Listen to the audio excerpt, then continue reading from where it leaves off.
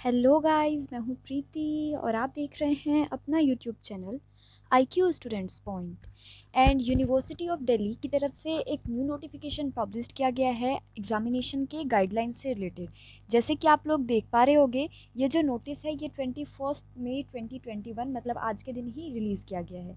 ठीक है, तो आइए आप जान लेते हैं कि क्या बताया गया इस गाइडलाइन में। तो सबसे पहले यहाँ पे लिखा हुआ है guideline and policies related with the conduct of open book examination OBE for final semester term year students for all UG program of all stream including NCVAB and SOL in view of the COVID-19 pandemic as special measure for the academic session 2021। मतलब ये जो guideline है ये सभी students के लिए publish किया गया है, फाइनल ईयर के सभी स्टूडेंट्स के लिए, चाहे वो NCVAB से हो, SOL से हो या फिर रेगुलर से हो। ठीक है, तो अब यहाँ पे कुछ गाइडलाइंस दी गई हैं। बेसिकली यहाँ पे देखा जाए तो देखिए टोटल जो है यहाँ पे 13 गाइडलाइंस पब्लिश की गई है। तो आइए जान लेते हैं एक एक करके इन गाइडलाइंस के बारे में।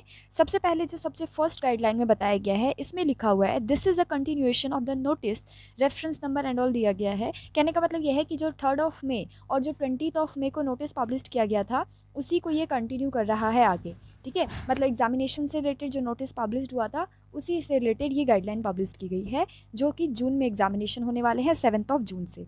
ठीक है, सेकेंड नोटिस में बताया गया है the examination of final semester term और ईयर शेल बीइंग फ्रॉम 7 जून 2021। जैसे कि मैंने अभी अभी आपको बताया कि 7 जून से आप लोग के एग्जामिनेशन होने वाले हैं।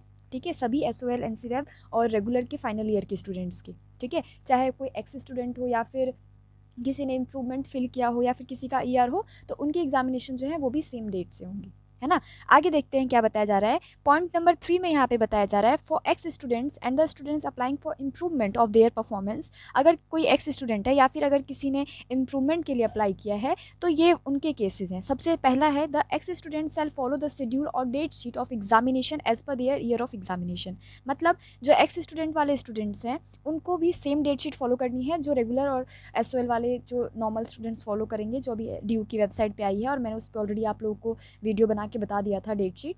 तो आई होप आप लोगों को डेट शीट मिल गई होगी, और अगर नहीं मिली होगी तो आप लोग मेरे टेलीग्राम चैनल से जाके डाउनलोड कर सकते हो। बाकी एक्स स्टूडेंट और इम्प्रूवमेंट केस वाले अगर उनको डेट शीट समझ में नहीं आ रही होगी तो आप मेरे से पूछ सकते हैं, मैं आपको सेपरेटली एक वीडियो बना के समझा दूँगी कि आपको कैसे अपनी डेट शीट चेक करनी है।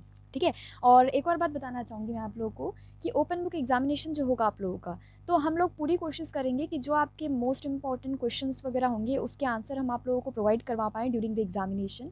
तो आप लोग उसके लिए हमारा व्हाट्सएप ग्रुप, जो नीचे डिस्क्रिप्शन बॉक्स में लिंक अवेलेबल है व्हाट्सएप का, और टेलीग्राम चैनल ज्वाइन कर लीजिए ताकि आपको एग्जामिनेशन के टाइम पे टाइम टू टाइम आंसर्स वगैरह मिलते रहे। ठीक है, तो अब बात कर लेते हैं पॉइंट नंबर 2 की। तो पॉइंट नंबर 2 में बताया जा रहा है the final year students who have backlog, मतलब अगर किसी के ER आए हुए हैं in their previous semester last year में, shall reappear for the same as per the schedule of examination along with 4th semester oblique 3rd year examination, sorry 6th semester oblique 3rd year examination. तो जो अगर किसी का ER है या फिर किसी ने इम्प्रूवमेंट के लिए अप्लाई किया हुआ है तो वो स्टूडेंट भी जो है सेम डेट शीट को फॉलो करेंगे, और 7 जून से जो एग्जामिनेशन होने वाले हैं उसी एग्जामिनेशन पीरियड में उनके भी एग्जाम्स होंगे। ठीक है, थर्ड पॉइंट में बताया the students who have passed out there final year, और फाइनल मतलब अगर कोई स्टूडेंट है जो पास आउट हो चुके हैं अपने फाइनल ईयर से और अब वो इम्प्रूवमेंट के लिए अप्लाई कर रहा है तो वो भी सेम डेट शीट को फॉलो करेगा। ठीक है, तो ये कुछ इंपॉर्टेंट नहीं है, ये आप लोगों के लिए मतलब एक्स स्टूडेंट वगैरह के लिए है, तो ये आप लोग यहाँ से चेक कर लीजिएगा। ठीक है, उसके बाद है पॉइंट नंबर 4, इसमें लिखा हुआ है द स्टूडेंट्स ऑफ टर्मिनल मतलब सेमेस्टर और फाइनल ईयर, टर्मिनल सेमेस्टर और final year who were unable to appear in the OB examination phase 1 और फेज 2। अगर कोई स्टूडेंट फेज़ 1 और फेज़ 2 में अपेयर नहीं हो पाया था, जो लास्ट टाइम OB हुआ था अगस्त एंड सितंबर 2020 में, तो उन स्टूडेंट्स को भी ऑप्शन मिल रहा है, उनके पास भी अपॉर्चुनिटी है कि वो स्टूडेंट्स भी एग्जामिनेशन दे सकते हैं।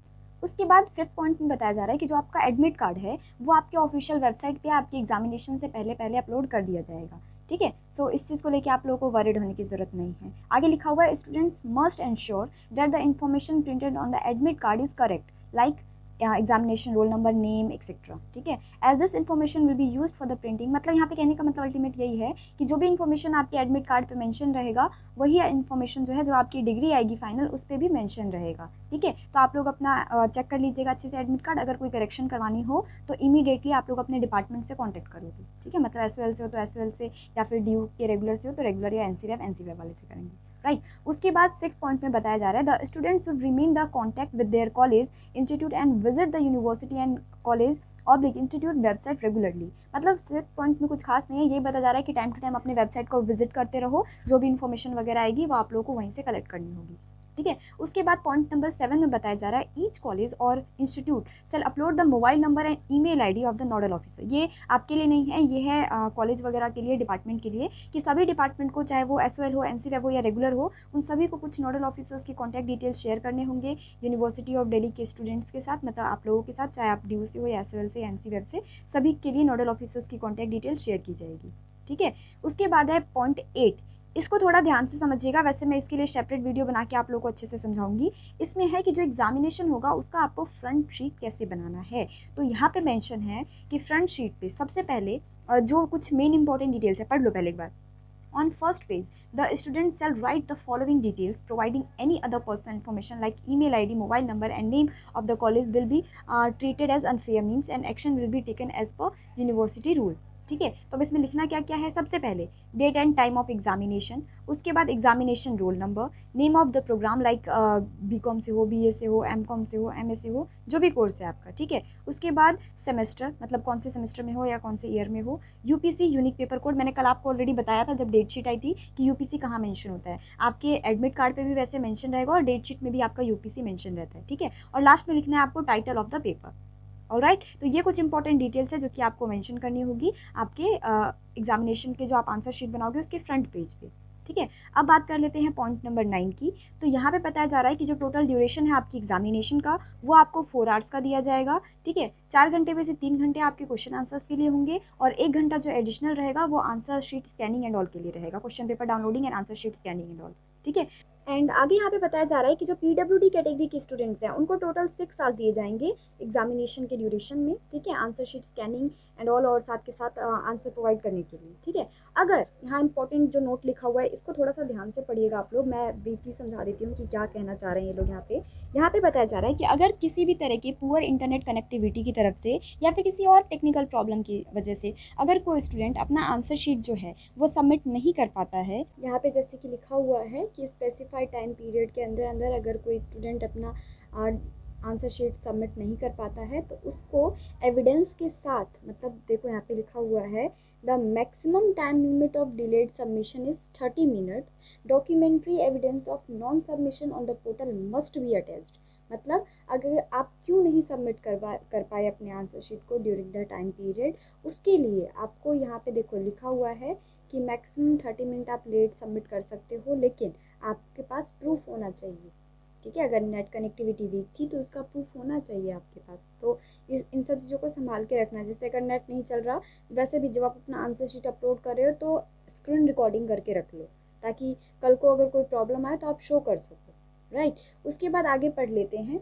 यहाँ पे देखो आगे लिखा हुआ है students must submit an undertaking. आपको एक अंडरटेकिंग फिल करना होगा जिसमें कि ये चीज़ें क्लियरली मेंशन रहेगी कि आप किसी भी तरह के अनफेयर मीन्स का यूज़ नहीं कर रहे हो, मतलब कुछ भी गलत आंसर नहीं अपलोड कर रहे हो या फिर किसी और का आंसर शीट एंड ऑल नहीं अपलोड कर रहे हो। इससे रिलेटेड एक अंडरटेकिंग रहेगी, तो जब आएगी मैं आपको उस टाइम पे समझा दूँगी। ठीक है। उसके बाद जो 11th पॉइंट है ये है student should appear in the examination as per the option filled of the examination form for the mode of examination. आपने अगर फिजिकल मोड मतलब ऑफलाइन एग्जामिनेशन सेलेक्ट किया होगा तो आपका ऑफलाइन एग्जाम होगा और अगर ऑनलाइन सेलेक्ट किया होगा तो आपको ऑनलाइन एग्जामिनेशन देना होगा। ठीक है। तो यहाँ पे according to the first point यहाँ पे लिखा हुआ है कि ये जो पॉइंट्स मैं आगे डिस्कस करने वाली हूँ ये रिमोट मोड वाले बच्चों के लिए, मतलब अगर किसी ने ऑनलाइन मोड सेलेक्ट किया है तो उनको ये पॉइंट्स जो है वो फॉलो करने होंगे। ये मैं आपको इसमें मेन चीज़ें बता देती हूँ कि आपके पास online like mobile phone, laptop या फिर डेस्कटॉप होना चाहिए जिससे कि आप आंसर शीट अपलोड कर पाओ और क्वेश्चन पेपर डाउनलोड कर पाओ। ठीक है।